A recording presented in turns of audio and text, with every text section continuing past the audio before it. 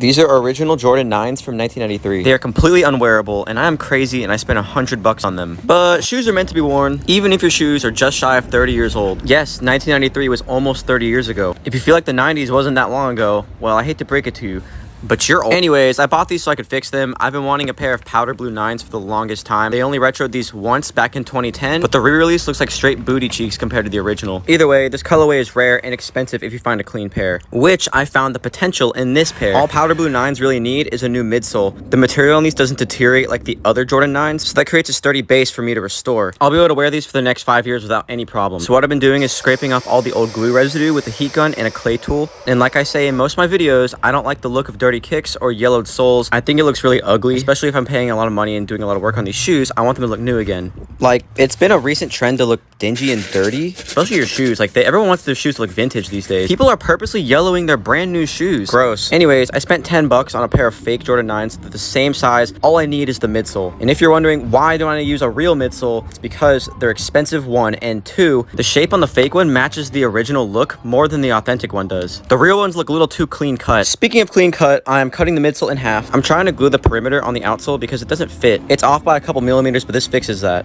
Now it's time to glue the outsole and the midsole together. I'm using Barge Cement Super Stick for my outsoles. I pretty much live by it when it comes to restorations. I've never seen it sold in stores, but I buy mine online. As I said, it didn't fit, so I had to cut the perimeter out. I glued it specifically this way so it looks flush between the panels. And I know you car nerds out there are like, oh, this is not a car. Just think about the concept, okay? Last step for gluing is the midsole to the upper, and I want to do this carefully because I don't want it to look weird when I attach it together.